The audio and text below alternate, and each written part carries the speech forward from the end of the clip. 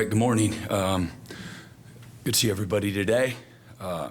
Getting an opportunity to look back at last weekend's game. Obviously, again, disappointed in the result, but really thankful for the leadership on this team. Thankful for our guys. They fought their butts off. We played one of our more physical games on both sides of the ball. Thought our guys gave great effort.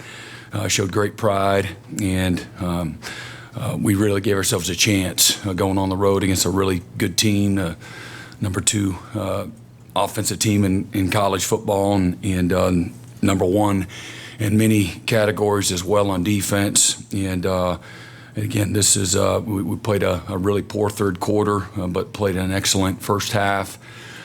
Really outplayed them there, and then even in the fourth quarter, we still continued to fight, give ourselves a chance, move the ball. Neither offense really had much success in the fourth quarter, but we got 7 first downs. They got 0. I think we had 70 plus yards of offense, and they had 17 yards of offense. And in a game where it's a 12-point game, a lot of things can happen, and our guys continued to fight. We showed some improvement in some areas, and so I want to recognize that, through the course of the year. That's the hope, that the improvement happens sooner rather than later, and some of that has been more incremental than you want, but it's certainly been there.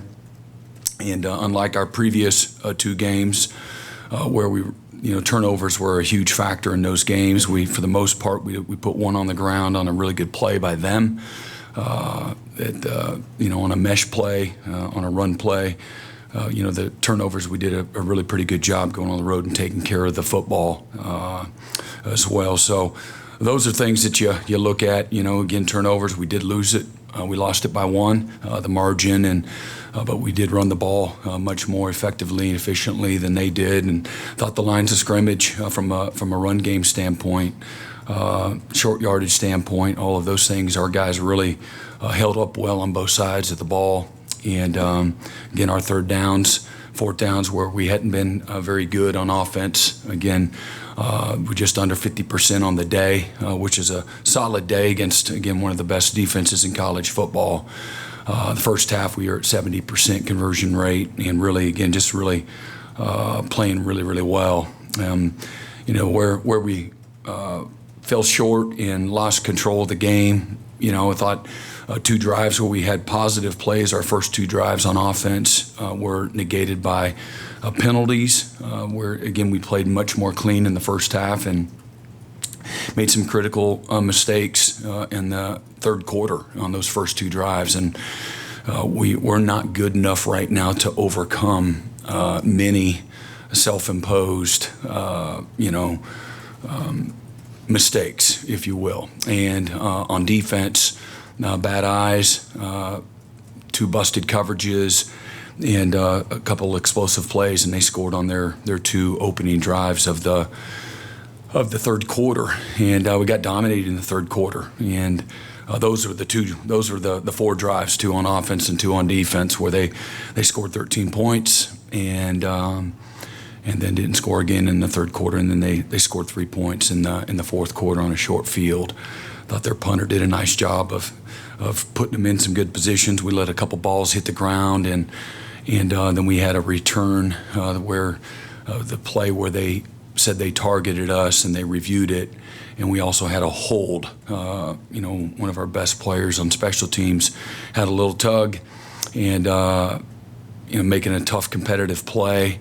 And next thing you know, we're taking the ball at the 10-yard line, as an offense. And again, like I said, and then the next punt, where the ball goes out at the 2. They're a rugby punter, and we're in the middle of the field, and we need to be slightly left middle so we can field that punt. And we let that one, really excellent job by them, but not a good job by us. And now we're taking the ball off the 2-yard line. And we move the ball from there, but too little, too late. And those are all things that matter when you're playing good people, and you're in the hunt, and you have a chance to win. Those are things that really matter. But I would be remiss if I didn't, just recognize, our leadership, the continued investment, the fight that our guys, for a lot of people that may not be good, but that's okay. My concern is, the mindset of our players, the belief, their investment, how hard they're working, how hard they're competing.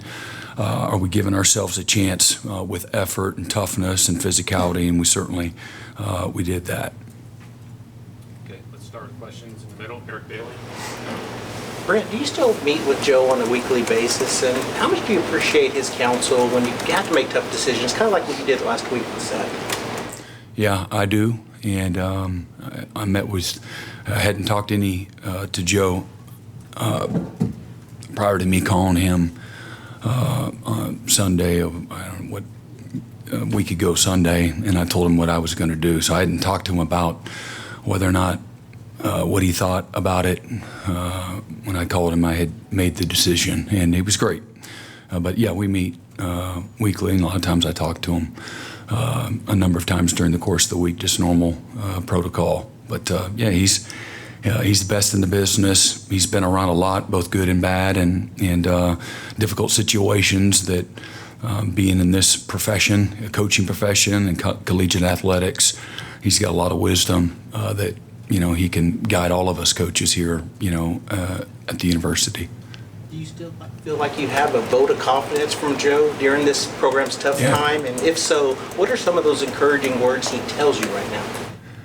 Well, I'm not going to give intimate conversations, but yeah, absolutely. He's got good perspective. He knows things where there's a great alignment from a perspective standpoint, what we're dealing with, and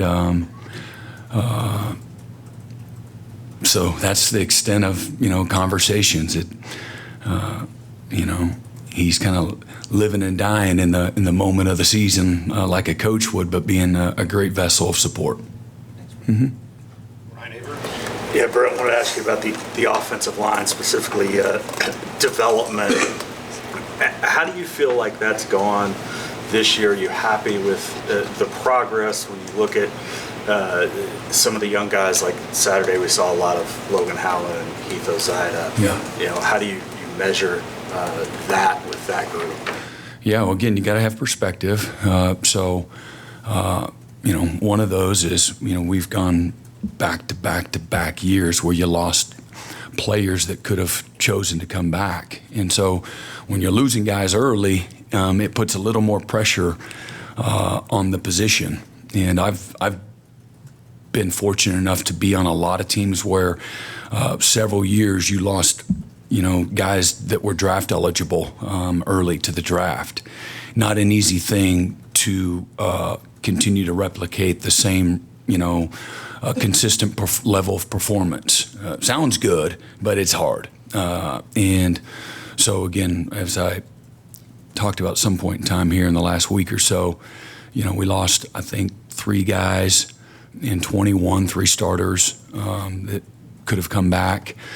Going into the 22 year, then we lost, I believe it was Anton and Wanye early, and then we lost Tyler and Andrew Rame, and then we lost Caden Green. Those are all guys that technically could be back again, and so then when you're doing that, you again playing young guys out of high school, it's more difficult at that position than any other position for lots of reasons. And as a result, we had to take some portal guys, and so what comes with that, they're new too. So that's how you're in the position where you may be having to play some guys prior to them, being quote unquote,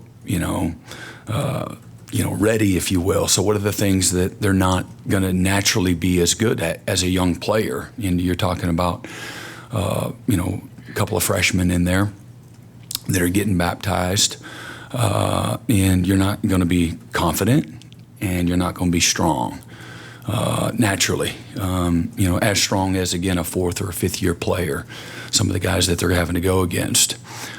So But when you're not confident, you're not physical. You know, when you're not confident, you're not getting off on the snap. And we did that several times where we just don't get off on the snap. You know, one guy says the rest of the line gets off, you know, on the clap, and we don't. And that's not pointing a finger and blame. You know, just not thinking about what we can't be thinking about. Just like a defensive player looking at the wrong thing. You don't look at the right stuff, you're going to get punished. Period. You know, if you're not thinking about, you know, the right things, you certainly start with a snap count and you get overwhelmed. And it happened in the game. And or, hey, you know, where's my help coming from here?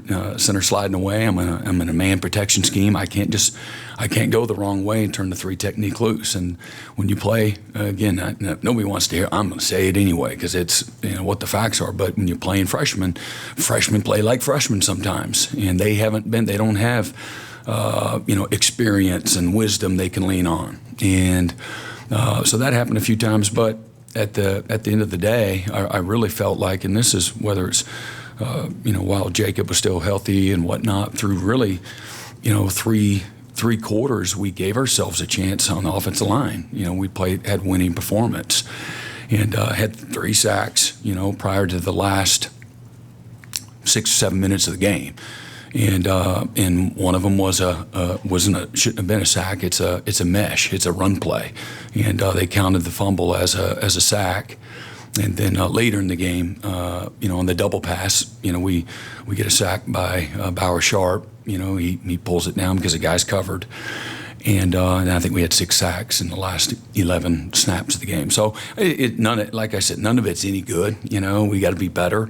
We got to, you know the snap count, get off on the snap count. But overall, again, development piece. Again, we're in the infant stages of that. You know, Heath Ozide has done some really good things, and he's got a tremendous ceiling in front of him. And we really believe Logan Howland can play this game a long time. But he's not there yet, and like you would expect, you know, and right now he's not an overly confident guy, and at times Heath's not, and so that comes from going through it, and that's not a great solution, quote unquote, but that's where we're at, and but you know, again, Bill Bedenbow is one of the best in the business, and he's done a great job. He has a career of doing more with less and developing guys, taking, you know, undervalued guys and getting them in a position to play well. And but that being said, again, if you look at a stat sheet right now, we're really bad when it comes to lots of spaces. And sacks is one of them, and so you got to have perspective on all of it. At the end of the day, none of it's any good, and we'll work, you know, relentlessly on trying to improve and get better, and, you know, in all the ways that you can during the course of a week. We're going to move Isaiah Autrey over there, and don't know whether or not Jake Taylor's going to be available. Jacob Sexton will be out for a little while. And, you know, not having Garen Hatchett inside is, you know, reason why, again, Heath was put in that position. And again, like I said, he's done some really good things for a freshman guard that's having to play in there a little sooner than you would ideally like. But he's done some good things, and he's a tough kid, and so's Logan. And, you know, tough guys that they want to do well, and they've got great futures. You know, we need to help them continue to play well. We did some chip protection, and when we did that, we didn't give up any sacks. You know, once the fourth quarter happened and we're running out of possessions, now you got to find ways to move the ball, and they're sitting in soft, you know, umbrella coverages, and you get 3 guys out against, you know, 7 guys in coverage. It's going to make it for tough sledding, and none of that was any good. Mm-hmm. Yeah, Brent, Jackson seemed to hold up pretty good in difficult circumstances Saturday. Is the rest of the season in part sort of a discovery for the future in terms of, does he want to come back? Do you want him back? How do you figure out the money? Those kinds of things? Yeah, I thought Jackson had his best performance of the year. I thought he did a great job going on the road and playing against a top-ranked defense. And again, he completed over 70% of his passes, made a lot of great decisions, ran the ball well. threw it on time, did it fantastic. I had a great game, and having fun and getting comfortable and not playing with a bear on his back. He's just was played free, and thought Kevin Johns did a fantastic job of getting him ready and giving a new, fresh perspective from that standpoint. And my assumption is that you're dang right he wants to be back. Why would he not? That's how I look at it. I don't have my head in the sand. I would be concerned if I was thinking in that way. Oh, I wonder if he wants to be back. Well, shit, you'd start quarterback at Oklahoma. That's your dream, You turn down a lot of good people to come here, and now you've faced some headwinds, and now you're just going to quit. I don't see that in him, and I don't see that in guys in our locker room. Does it happen in college football or in life? You're damn right, and but not with people that are built with the right stuff. Not at all. And Jackson got the right stuff. George. And yeah, I mean, we got good NIL, if that's what you're referencing, and but there's a thing now called rev share that it's past its initial steps, and we'll be in a great position from that standpoint, But at the end of the day, for me, I want guys that want to be here because they want to put on the crimson and cream. They love their coaches. They love the locker room. They love being an Oklahoma Sooner. That's where it all starts with me. And I believe the guys in our locker room, that they love, meeting that criteria. I believe that firmly. And but nobody in college football is going to be immune from losing some guys. That's all going to be part of it. And again, if the storms are a reason why guys want to leave, then I'm all for it. I'll help them pack their bags. I believe in that too. And but our guys are strong-minded. They believe in what they're doing. They believe in each other. And believe in their opportunity. Thankful for their opportunity. I see that by how hard they work, how hard they fight, how hard they compete. Yeah, Brent, I heard you say last night on your show that your message hasn't changed. I'm wondering, it's human nature when you fail to let seeds of doubt into your head, question maybe what you're doing. How hard has it been to maybe keep those things out, or maybe easy for you? And what signs have you seen, and you kind of mentioned some of them, that the direction of this program is heading in the right direction? Yeah, well, again, what do we measure the progress from a year ago? If that's what we're measuring it, we're much better on defense, and certainly made a great improvement in our kicking game. Just look at all the efficiencies. Where a year ago we were one of the worst in college football efficiency in special teams, and now we're in the top. I don't know what exact. I'm not a stat chaser, but I do know we're a top 20 special teams unit now. And some of that was youth, and some of that was figuring out guys on our own roster, making kicks, being more consistent. And once Luke Elzinga took over a year ago, punting the ball, and then we've got a bunch of good young players that are in year 2 and year 3 on those special teams unit. They're playing fast and physical and violent, and they understand the value of special teams and the efficiency and the details of it as well, and that shows. And again, we were, a really good offense, not perfect our first 2 years. We made a tremendous jump in all the efficiency spaces. Dylan went from a 60% conversion or a completion percentage quarterback to, 70%. We went for a really below average third and fourth down offense in 2022, to one of the best in college football. And scoring points and red zone offense and all of those things. And for lots of obvious reasons, which you all have probably been reporting on for the last several weeks, there's been a drop-off in our offensive production, a dramatic drop-off this season. And but I believe in the young talent that we have recruited, and the guys that are coming in the future, and our ability to go help in recruiting and making our roster better. In today's landscape, we have recruited really well, going on our fourth class, and then again, I love the guys on our defensive staff and the things that Zach and combined with the other guys on our defensive staff have done. They've done a tremendous job, have kept us in really in every game, given us a chance. And again, I know at the end of the day, the losing 3 straight really sucks. It stinks. There's no way to try to defend it, but we always got to have the perspective and what was good, what was bad, and what do we need to get better at, what was the opponent and what was Oklahoma. And, defensively, we've given ourselves a chance to win, each and every week, and we've also played a part in, some degree. Maybe it was South Carolina. We didn't force a turnover. It's 2 straight weeks. We don't force a turnover. We need to force turnovers. That's a formula for success and how you win. You force turnovers. You complement, each other, and you give the offense a short field. And Tennessee, we didn't capitalize. We gave the ball right back. A game where we could have had a chance to win that game, and we didn't because we didn't capitalize. When we had those opportunities. But we need to get back to that. As well. A week ago we had 6 sacks. Against Ole Miss we only had 1, and that's disappointing. And we needed in a game that was within arm's reach all the way to to the end of the game. We needed to create some negative plays and like turnovers, maybe go score on defense. We were able to do it on the road at Auburn. We didn't do it, on the road at Ole Miss. And but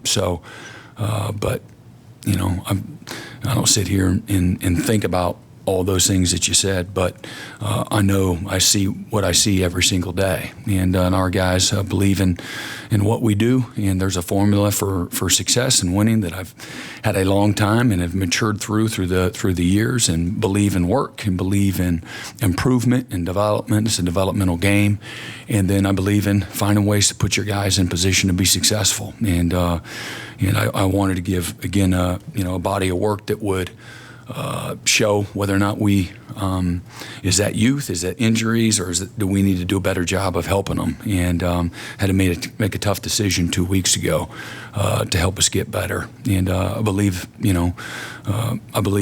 it did. And but time will tell. Ron Chapman. Brent, just ask about a couple of your young interior defensive linemen. What do you see from Jaden as he's continued to progress going up against the SEC offensive lines? And then David, we've seen kind of the cast. How's that, on a ranch or not, as far as his development kind of continued to press on behind the scenes a little bit? Yeah. Jaden's a great example of a young freshman that came in with he brought in fundamentals, physical toughness, mental toughness, and the ability to play fast as a result. Great work ethic, really smart guy. Football was easy for him, and so all those things transitioned to his ability to become a starter.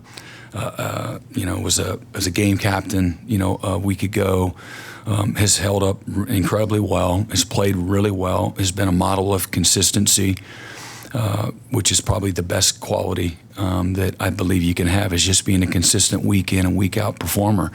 It's really hard. Everybody in college football is going to show up and practice with energy and enthusiasm and passion the first few weeks, but where are you at week 8?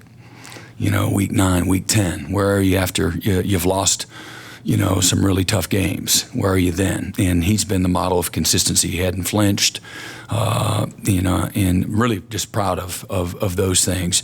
And he's got a tremendous future. And he cares deeply for his teammates. He shows up every day wanting to be a great teammate. And then David Stone, the cast is, it's an inhibitor, if you will, but he's fought through it. He's still at practice. He goes and takes, live practice reps and things of that nature. He's a tough guy. He wants to improve. David Stone's best quality, he has this fantastic work ethic, but he has this amazing self-awareness. And so as a result, he doesn't get in his own way in the improvement process. He sees it for what it is. He'll have good things that he's feeling himself after a good day at practice. He whooped somebody, but he says, "Man, that was a really good inside session, but when we got the team, good on the third down period, I didn't do as well. I had a bust. Man, I got to be better." And he's up in the coach's offices every night, just trying to get a little more knowledge, and just he's a gym rat. and doesn't shy away from tough moments, and I love that about him. He's going to be a fantastic player because of those two traits there, the work ethic and great self-awareness and the hunger to improve every single day. Left side, James. Brent, I realize pass defense is more than just one, a corner's got to have safety help or whatever, but how well is your cornerback game playing with that? We're way too inconsistent. And some that's really good, and you're only as good as your last snap.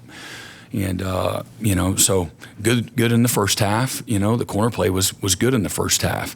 Linebacker play, our underneath coverage and recognizing play actions and letting some routes get in behind us, not so much. Needs to be better. And then in the second half, when we get to again 3rd and 12, we get some bad eyes. Initially, the coverage is great, and then we do the unthinkable and man-to-man coverage. We take our eyes off our man. We lose them. The quarterback makes a really competitive play with 2 defenders, bringing them down, and the receiver made a great play, too. So good competitive play, but bad on our part with the discipline and taking his eyes off his man. And next thing you know, they score 2 plays later on the double move. And so it all looks bad. You give up an explosive play on the scramble. You give up an explosive play on the double move. And, another time we got a good coverage called, and corner on one side plays really well. The corner on the back side busts his coverage, and they throw it for 28 yards over our head. And we got to get our guys not to bust coverages. And then the experienced player needs to know the call and be in the right call. And that's football. Sometimes you don't get exposed. Sometimes you bust a coverage and they don't take advantage. And good people are going to find you, and they did. And but at the end of the day, we gotta be better. Eli Bowen was really good all day, and we were inconsistent. At other spots, and Jacoby played some, and I really believe in him, and but he had a tightened hamstring, and so he couldn't play in the latter part of the game. But Dez has been banged up and been out of practice the last few weeks, just been available for the games, and he's got issue he's dealing with, and so some of that rust shows. And then Kenai's playing a lot of snaps, and but he's played his butt off. Sometimes he's been not so good and got exposed, and other times he's been fantastic. So a little inconsistent there as well. And then McCarry's been banged up, and unavailable early in camp and missed all the camp, and came back and then got hurt again. So we got to stay healthy there. Gentry Williams being out for the year too there. So we've been snake bit at that position, but we got to be better. And again, and certainly in the plays that we got to be better with our eyes or better with our fundamentals. And you can go back and say, "Oh, that's coaching." No kidding. It is. It's all, at the end of the day, it's inconsistent. And so it starts with us. And but it's been some times that have been outstanding, and some other times explosive plays. We're better, much better at giving up explosive plays this year. Don't know what the number is, but I just watch us as a unit. We're more consistent. But we can be better, and we need to be in order to play better in that third quarter. On those first 2 drives, we need to be better there, and certainly on defense, on things that we control us. I'm not talking about competitive plays. I'm talking about things that we got to be better at. Yeah, Brent, it seems like guys like Michael Boganowski, Jaden Hardy, and Reggie Powers have done a really nice job on special teams. Mm-hmm. Their ability to stay locked in as you guys go through the struggles, and how might a week like this one that's coming up maybe get them a chance to get them on the field? It's really it's the whole season. What you don't see is they're getting a ton of reps in practice, and they've played in several games, and they've gone in and have done really well at times, and then some other times he looked like freshmen. Man, I'm really excited about those guys. I mean, I think they are going to be phenomenal. And no coach speak, that's just what I've seen. And they've got great mindsets. They're tough guys, mentally. They're tough guys physically. they're contact guys. Boganowski, Powers, Hardy, they're fearless. Hardy wants to, he'll go play anything. And even though he trains at one position, he's, every game he's like, always tapping, man, I can go and do this, I can go and do that. And that's what he did in high school. And I wouldn't doubt it, I wouldn't put it past him, but we're trying to get him good at one thing. But those are guys, they have range, they're physical, they got great natural instincts, all three of those guys. I mean, we crushed it with those guys. I'm incredibly proud of those guys. And again, being, a freshman coming in and learning the depth of what they need to learn week in and week out. And then there's a game plan thing that you have to, some things you carry with you, and sometimes it's, hey, game plan specific, and they've done a really nice job. You always find windows to try to get them in the game, and sometimes it works for you. You can get them in, get them out. But the depth of what they're taking legit number 2 reps all season long, there's going to be a cumulative effect of that. And it's going to pay off, and it is paying off on their development. Really, and they're great leaders too for young guys. They're just mature beyond their years, and again, they're going to get in and they're going to do some really good stuff, and they're going to do some stuff that they'll learn from. And like I say, you learn the most, through some failure and not having great results. But what I love about it, they have a mental toughness too to come right in the film room on Monday and take the corrections the right way and improve and get better. Jesse? Brent, you mentioned. And yeah, this week is another week. It's and that's why I said what I said. Just one more week for them. And I don't take anything for granted. Every single week, you guys are one play from having to be the starter and playing 70 snaps. So show up every day on Monday, Tuesday. Every day of the week is important. Every day. We don't have time to waste. And don't get bored with the routine. And that's an easy thing to do. Week 6, week 7, week 8. There's a structure and a routine that keeps you focused on the right things and not get distracted. But at the same time, it's easy. I think it's easier not to do the little things than it is to do the little things really well every single day. And that's why I say the message isn't going to change, because I can't change what it takes, and it does take that. It's not reinventing the wheel. It's getting great at the basics. And so for young guys and old guys, it's easy to allow the routine of the season, the structure of a Monday, Tuesday, Wednesday, Thursday, Friday practice to bore you, and then next thing you've missed these amazing moments to grow and develop and not have a game rep mentality. Practice habits equal game reality. In every single game, guys are going to make mistakes. Every game. I've never been in a game where they haven't. And right now, our margin for error is really thin.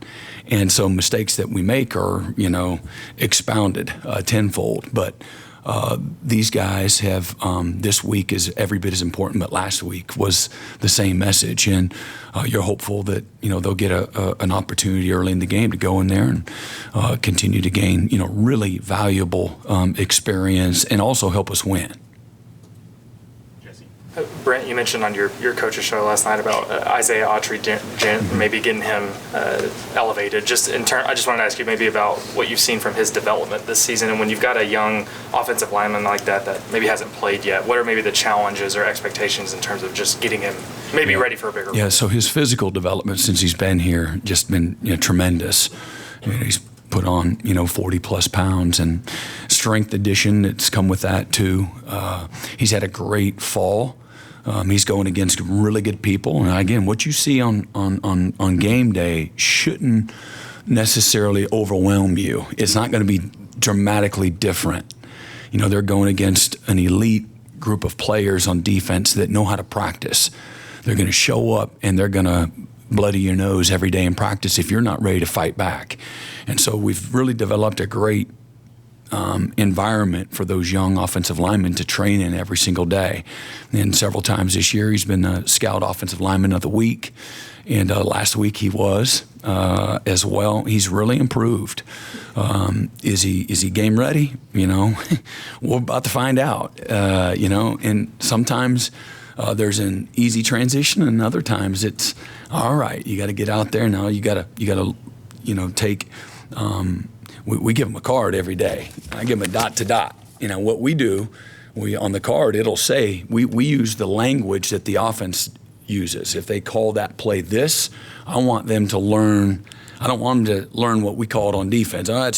Call it the inside zone, call it the counter, call it the sprint out, call it the dash, call it the switch verticals, whatever that is. That's how we talked on defense, but I want the scouts to learn what the offense calls it, and I want it dot to dot, user-friendly, nice and colored, every single card. I want you to use that verbiage, and we as a staff coach the offensive scouts, full-time coaches, but we have some assistants that, GAs and analysts and all these guys that also, take pride in, they're the coach of the different positions, but I want our guys to be confident, so when they do go down and they take some reps at inside, or they take some reps in team pass, or they got to get called up, quote unquote, to the varsity, that at least they don't have to overcome that.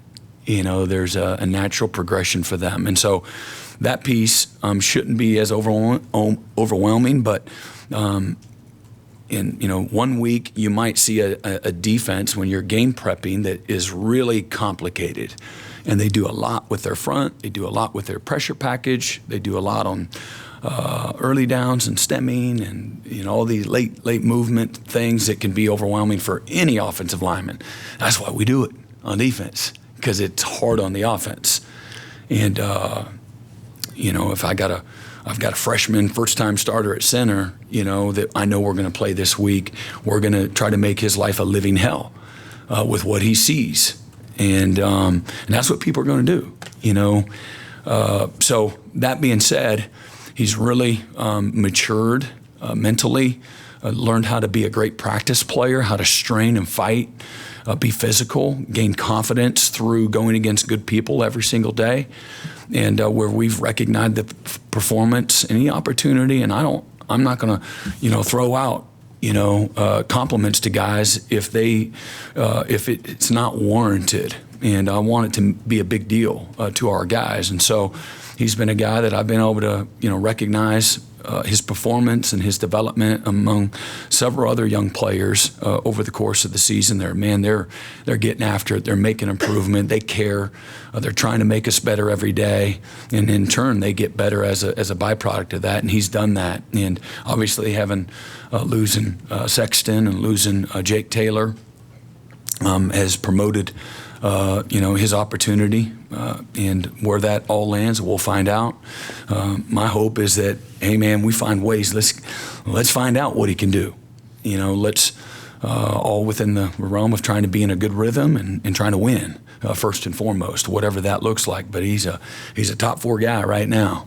We can't just crap another tackle in the middle of the season. We don't get to go, into the whatever that's called in the NFL, where they get to go take a guy off the quote-unquote practice squad, or the, that's in the free agent market or what have you, that you can pull off another team. So, but I really like the progress he's made. I traveled him last week to reward him. He's going to Mississippi, back where he's from, but I also just want to recognize, man, you need to, we might need another, a backup receiver potentially if disaster happened. But you know what?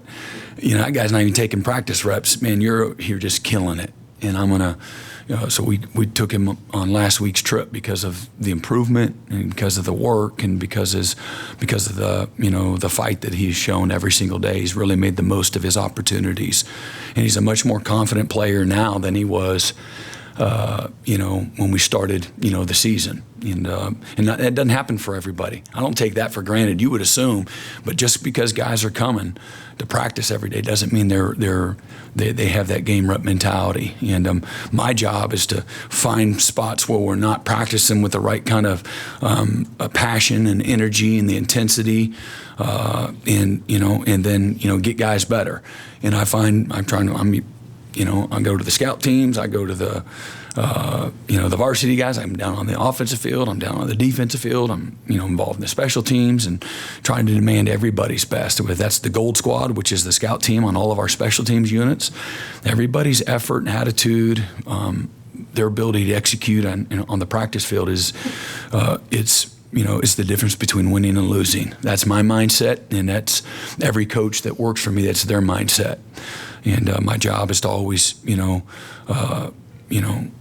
don't get what you expect, you get what you inspect. And I'm, always, again, very intentionally and relentlessly trying to do that every single day that I show up. And that's bottom line expectation of me. And that's how you get guys better. And Isaiah's a byproduct of all of that. Mm-hmm.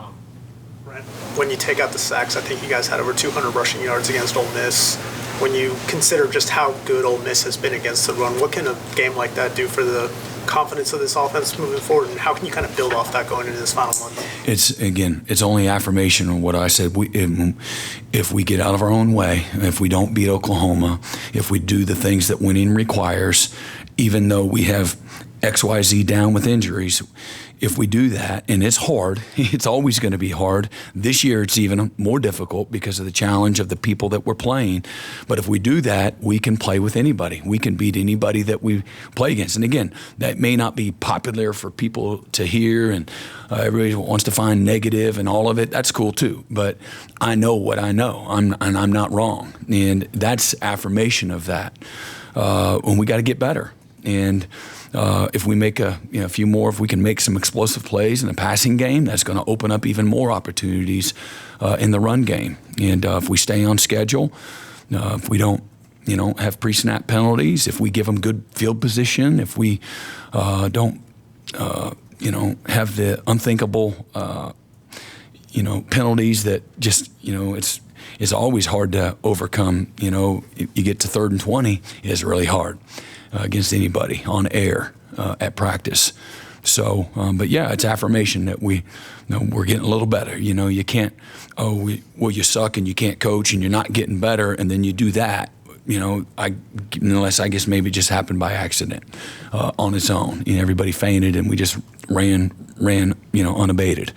And so we all know better than that. And so you got to recognize, okay, we ask these guys to keep showing up and keep fighting and continue to work every single day, just improve a little bit. Everybody, I got to get better. You got to have self-awareness to get better. The coach can't think you got to get better, and then you think you're doing just fine, and then you're going to get better. It's not going to happen. And so you all have to have a level of humility and respect for what it takes to improve and get better. And then you have to have the accountability. You got to take the action and the accountability that goes along with it. And coach plays a big part of that, and the player does as well. And so again, as I said, man, I'm proud of our guys for the fight and the physical toughness that they showed. And our tight ends block better. We chip better. That was more noticeable. We put helmets under chin straps, and we knocked people backwards, and the pile went in the right direction. Not always, but better. And so, but not good enough to win. And so there's more to be had. In that run game, you talked over the past couple games about the consistent effort you're getting from Javonte, but in addition to that, how cool has it been to kind of see him find his voice in the locker room and become more of a vocal leader for this team? Yeah, and we've really, DeMarco's done a really nice job. Javonte's taken ownership in that. He's naturally a really quiet guy, and we've worked really hard intentionally of promoting his improvement, promoting his competitive toughness that he has shown over the last several months, and then put him awkwardly several months ago in position where, hey man, what do you got to say? And you do that over time. It has compound interest, and where he gets more and more comfortable in doing that, put him in front of the team, and he's taken a liking to it. And part of when you start to have success as a player, then you feel like, okay, I should have something to say now. I have a right to have something to say. If you're a guy that's been banged up, or maybe you're not performing at a winning level like you're capable of, you feel as a quote unquote leader, maybe you're supposed to be a leader, you don't feel as comfortable. And so some of that, again, improvement in the things that I said have lended, you see this real development as a voice in the locker room for our guys on offense, where you have a lot more new guys. Again, I don't know how many guys started games for us last year in that group, but there were not many. And so it's hard to have all these, great voices that are leaders. The coach can't be the only one. but he has to be the one, but he can't be the only one. And not if you're going to be, what we want them to be. It's usually because you've got not only great buy-in, which we do have that, and so that's a leadership skill too, is a great buy-in and showing up every day. But a voice other than the coach is always, appropriate and helps the growth of everybody. But he's been fantastic. Really proud of, the young man that he's becoming, really getting comfortable in his own skin on the field and off the field. Mm-hmm. Coach, it's 12:17. Do you have time for a couple more? Yeah, yeah. Dean? Coach, wondering about Kevin Johns. What did you see in him that led you to promote him? And then what have you seen since then? Both he and I was John? excited about. I've known Kevin Johns for a long time as far as his career, because he's worked with people that I know, and certainly watched him at Duke, and being in the ACC for a decade and watching the transition and the coaching there on that staff, and then watching them after we got to Oklahoma, watching them beat Clemson a year ago and have a really good year with that quarterback.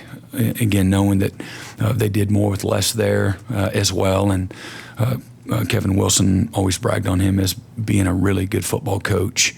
Really value Kevin's opinion, and then Seth had a relationship with him. And when all this went down a year ago in January, and we're finishing out the staff, Kevin was somebody. There was a short list of guys that we talked about as being able to bring on that could help us in lots of ways, offensively, but also in other ways maybe they had experienced as a veteran coach.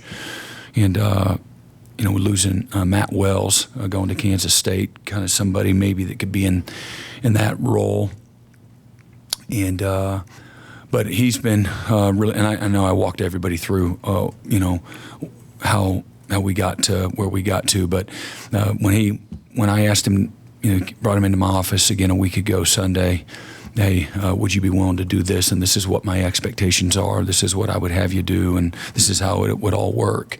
And he, again, courageously said yes. Again, I don't ever take anything for granted, I don't want somebody to tippy-toe and have one foot in it, You ain't going to be worth a flip. I want somebody that's fully submerged all the way, fearless and excited. And so how you respond is going to determine on, I gave him the what do you think, and then you need to respond the right way. And he did. He didn't flinch. And I was excited about that. And not surprised, but like I said, I don't take that for granted. And then first time I, watched him interact, at practice, I could say, okay, good. That's, I just, every play I want to coach. I coach every play. Like it's the biggest play in the world, and I'm gonna. If you might have a plus on the grade sheet, but I'm gonna find, but it could have been better. And I like, and everybody's different. Not every coach is the same, and you can still be an incredibly effective, successful coach, not coaching that way. But that's how I was raised in the profession, and so I like it when I see it, and I saw that immediately. I like answers. I like details. I like not taking anything for granted at practice. And every opportunity is an opportunity to teach, grow, and learn and get better. And so I saw that piece and it might have been running from one hash to the other and coaching on the run. And I like that. And I'm listening and I'm watching. And I'm always doing that. And again, I'm not the kicking coach. So I don't try to be the expert kicker, He misses it to the right. I'm like, hey, man, we got to kick that thing down the middle, okay, Again, tongue in cheek, but I try not to major in the minors, and the minors are important, for somebody. And but as a young coach, I was given great autonomy, and all at the same time with a little bit of guidance and encouragement and correction. But, that's why I pay you, Brent Venables. That's what Bill Snyder, would say. And, one of the first and only times as a young coach, I said, he says, "What are we thinking, guys?" In our, maybe it might have been in the debut of Texas Tech in the first Big 12 game in the history of the Big 12, K-State versus Texas Tech and Spike Dykes, and we get to a third down timeout, and we come over on the sideline. Mike's up in the booth, and we're like, we could do the play zone. We could go man, and I'm like, Coach, what do you? I'm like, do I say it? I'm scared. I'm intimidated. Coach, what do you think? He goes, Brent Venables, that's why I pay you. And we made some kind of, I don't know if it was right on that. We won the game. But I really like ambitious, driven, prepared coaches. And I believe the best coaches, have foresight. And I've tried to challenge, I always try to challenge coaches. I've been in the defensive room as a coordinator. My job is to develop that staff and to clearly define standards and expectations and how we do what we do, and to put pressure on them constantly, and again, don't ever settle. And but all the while, affirm them too. They need that too. It's hard enough, and you can't just beat people down and tell them what they suck at and what we're miserable and how we failed today. You can do that, but it can't be only that. And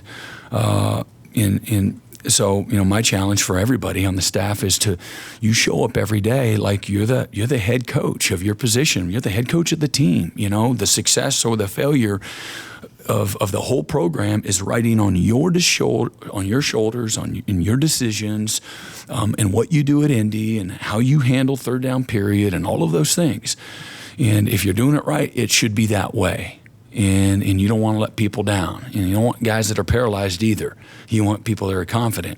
And I took the coaches back a couple of months ago, early in the season. I'm like, man, game day ain't the time where we're trying to figure stuff out. There are times where you got to make some adjustments on the fly. That happens subtly and sometimes in a big way on a lot of game days. But I go, we went to Texas A&M on the road in 1996, and the very first third down play, Mike Stoops says, hey, what do you, and man, he couldn't spit it out. I freaking cut him off. I'm like, Cat Blitzcheck Silver, man. I was so ready, to tell him what I'm signaling in, you're going to ask me? I'm ready. I'm confident and I'm ready. You need a little bit of help? Everybody needs a little help. I'm ready. Okay, I'm not going to flinch, and I don't care what the result is. I'm ready. I don't care what everyone thinks. I'm ready. I'm prepared. I've played this game, even as the lowly assistant. That you may never ask. My butt's ready, and everybody should show up to work like that. Everybody should be deeply invested in. Okay, I know he's kind of leading the red zone, package for this week, and he's kind of been here's what we need to probably do, and ultimately it's one guy's decision or it's all of us' decision, but everybody should be ready. What if the other two coaches stroke out and they can't make the plays? Well, your ass needs to be ready. And why that shouldn't, with any other mindset is not the right mindset. And not everybody just grabs onto that naturally, but when you're trying to put pressure on people to show up with the right attitude every day, you put the pressure on the players that way. To know the third down, you should know it like the coordinator knows it. A good coach is going to teach his players in such a way as, this is what I'm thinking, and you start doing that on Monday. Don't wait till Wednesday. Don't wait till Thursday. He kind of likes this. No, he's going to love this, because that's what we get him good at during the course of the week. And sometimes that's not appropriate for everybody on the roster, but I think that's got to be the mindset, of the coach. And Kevin Johns, that's what I saw. When I said he was like a pig in the mud, it's because of all of those things, and not overcoaching. Sometimes again, we've all been guilty of overcoaching. As a parent, sometimes you overparent. Trying to keep him out of harm's way. Well, the best thing you can do sometimes as a parent is, okay, he's Mr. Know-It-All. Let's let him fail. All right, you've been telling him to take his practice gear for basketball practice today, over and over and over. You keep telling him he needs to do it on his own. He gonna leave him at the house. He ain't practicing today. Coach gonna, punish him, and he's not in the starting lineup. He needs that. And sometimes we can over-parent too, and sometimes you can over-coach. But I believe in you're not wasting a day, not wasting a practice rep. It don't matter what it is, and that's what I saw him do. And in a really natural, easy, organic way. And you would have expected it if he was the analyst every day, all season long, all spring and all summer, where he's working with him intimately, but he wasn't. And so that's what I thought. And I thought you saw, because of Kevin's ability to make it that easy from a transition that who the hell would think that would be easy? There's nothing easy about it. There's nothing easy about, if the staff was the same, getting ready week in and week out. There's nothing easy about that either. There certainly isn't when you have a coaching change, and then at that position, a guy that maybe the most important position on the whole team, that touches the ball and makes decisions and all those things. And so for me to, to undervalue what a fantastic job that he and the rest of the staff did, would not be appropriate. I'm not sitting here and we lost the damn game, So I've gone out of my way. You asked a question. I think it's appropriate to answer it, adequately. And, those are the things that, I can have a great appreciation for and the players benefit from. There are still a couple more if you're still. Yep, that's good. Okay, John Gruber. Yeah, Brent, question on a couple of operational issues from Saturday. First drive, you guys' first offensive drive, they stopped the play twice. The center ref jumps in there, stops to let Ole Miss sub, even though you guys did not sub. And then in the fourth quarter, Ole Miss got their second sideline warning, which should be a 5-yard penalty. Yeah, so what they did, and it looked like that was a second sub, but they're going to give, the SEC is going to give a little latitude. And I'd have to go back and watch, but the only reasonable explanation is the last play ended on a sideline. No matter if you put anybody in or not. That's the some leagues didn't abide by those, or maybe they were inconsistent with that ruling. The SEC, because they know what it is, you go out of bounds and you kind of slip a guy in, and if you don't see it, because there's chaos, what are the refs looking at? They're not looking at, did they send somebody in? But if your team ends on your sideline, you can swip them, the receivers. People were doing that a couple of years ago. So SEC's like, hey, if it ends on the sideline, whether somebody subbed or not, we're going to give the opportunity to sub. I like that. I think that's fair. That's a good rule. And so maybe the fourth down, maybe that was part of it. There's a method to some of those substitution patterns. And for me, I'm just looking at practical. If we are allowed to sub, I'm a head coach now. We're allowed to sub. Then don't do a late sub. You do a late sub, and now you got to either call timeout or you got to take a delay because you late subbed. Around 22 seconds, you ain't got enough time to sub. Because watch what they do, how they sub. And you're going to be teams that do a lot of subbing. Like on offense, it can be a real issue for you if you're trying to go fast, and if you're not trying to go fast, if you don't sub fast enough, and then all of a sudden you need a motion in there, or maybe you got a shift and then a motion. It's a real problem.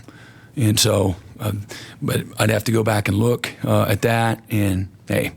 I got enough problems. Does a penalty there help you? Maybe. In stopping people, maybe. But I got enough problems. Those are things that I'm not going to overrule. It's not like that's a reviewable thing. And I can, bitch, moan, and complain, turn things in. It doesn't create a solution for anything or anyone. An avenue of communication in that situation. Oh yeah. They did this and then you just, I'll find out, and then they get back and, well, it wasn't really a warning. It was, it really, they gave him a little, it wasn't like the last time. And so whatever. It's good. I'm not. Okay, put Brent back right. So, Coach, you've been in the midst of all these high-pressure SEC games. And now it's all high pressure. It's always that. I know what you're saying, though, but I don't think it's a new thing because it's the SEC. The margin of error is small. We said going in, it's a one-possession league, and every week seems like, oh man, these are the best players in the world you're playing. And I again say that in a humorous way, but it's all high pressure. Always has been. Yeah, but now you're playing Maine in the midst of all of that, a non-conference game, championship subdivision. On one hand, obviously, you played a lot of tough games. On the other hand, you guys have struggled. What mental approach do you need to see from your guys, given the change in opponent? Well, just what you do every week. It's you got to know the DNA of the new team, but it's a nameless, faceless. It's about you, your standards, how you practice, how you prepare, the sense of urgency, the fundamentals. Are you improving, getting better? Your mindset, your attitude, your workload, your intensity, your focus on detail. You can't cheat the game. And so it don't matter about the opponent. If we don't take care of us, if we don't do those things that I just said, if we're not coming in, if we've been I'm going to come in and do extra recovery this week. I got a routine of red light therapy. Oh, but not this week because this team, we're only favored by this, or we're not favored. We're down. So, this is Texas, so I'm going to practice this way. And listen, I know what the results have been. I've in a really tough way, have lived through all of it. I'm the leader of it, and I take all of it, and that's appropriate. But man, you don't play to a scoreboard or an opponent. You just don't. And every week is again a season of its own. It's always the biggest game of the year. It's a great opportunity to improve and get better for us. We're on a 3-game losing streak. Hey, let's get back on track. Let's start to create a little momentum, and then feel a little bit better. Winning cures a lot. And having some success develops confidence. And you can still get confident being down on the scout team, like an Isaiah Autrey, even though we're losing. But, man, winning is affirmation in some ways. And but winning, I don't never take it for granted. And nobody wants me to come in here and go through all the stuff. I could brag on Maine. Nobody. Well, they got 17 graduates, and what does that mean? They got a lot of experience, but nobody cares. And it's like I said, we're focused on Oklahoma, like we always have been. There are schemes that we got to get ready for, and we need to get them down quickly. And otherwise it'll get sloppy and it don't look good. That'll show up too.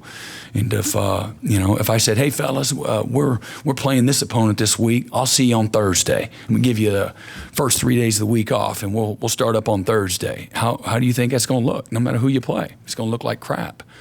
But I don't want our guys. Hey, well this week let's meet a little longer. Let's practice a little longer. Let's. No, there's a routine, there's a system, there's a method. Every year you might, hey man, we're a little bit banged up, we're getting thin. Well, we normally scrimmage all of our young players. Well, a lot of our young players are old players now. They're so we haven't been scrimmaging weekly the last 6 weeks. And so there's that. So you handle it every year, but as you get to about midway point, you start incrementally starting to shorten periods and try to keep guys fresh. And so you're always doing that. And, maybe a little more. We need development, but, man, we got to get healthy. We don't have the depth that we did have before injuries. Like, that's real. So what happens? Well, the backups are taking a hell of a lot more reps. So you don't have as many reps as you can get in 20 hours. If you do that, you're going to rip all the tread off the tires. And so we have sports science, and we can really do a really good job of, in a very, infinite way, you can really break it all the way down to the core of what it looks like and compare it to a game, what it looks. We have several seasons of data, what these Monday practices, game 9, what that looks like compared to other years, or what it looked like compared to last week or the last several weeks. And then guys don't play as fresh, or they're not as explosive. But we needed our reps. We need to get the reps in. And, think about receivers or tight ends, and we've had, guys banged up. It is what it is, but there's a cumulative effect to that too, and I got to gauge all of it. And we're trying to continue to develop this team. It's important that we do that. And if we make improvement, we get a few guys back, and we can, maybe build on some of the success that we had on, not enough, but some of the success, we'll have a chance to put a winning streak together, to finish the year. and going to be tough. It's going to be a great challenge, but it's doable. That's our focus and our mindset. But it's on what's in front of us right now. And we go have a great Tuesday practice. But we were 7% less this Monday as a football team in our output than we were a week ago Monday, and that's total mileage and all of those things. And again, that's going into week 9. Hey, man, let's slightly pull back and try to get some guys healthy. What happens a lot of times when you play a lot of youth, their bodies aren't built up from a physical stamina standpoint. They just don't, they have less tread on their tires, believe it or not. And as the season goes on, the mentally, physically, all of that starts to diminish to a certain degree. Jaden Jackson is an alpha, and he's certainly not immune from that, but less for him. Some other guys, it's just like, we got to do it again, and that's what's really hard. And the good teams, man, they can do it week in and week out, and they just start dropping. You see those, man, they got another one less team that everybody's talking about, and because it's really hard to do it week in and week out. My job is to develop that routine, that mindset that we do things a certain way, and over the long haul, that will serve us well. And even in the middle of a 3-game losing streak, not that you're not always evaluating everything, you certainly are, but we're going to continue to have the same type of structure, make the appropriate adjustments like you would anytime going into your 9th week, and I don't care who it is. And if we're playing the Dallas Cowboys and everybody else is playing, this other team, maybe I'm saying, hey, tell me why that makes sense, from a strategy standpoint, but. I'm not complaining. I'm not promoting. I just show up and play and coach. Thank you, Coach. All right.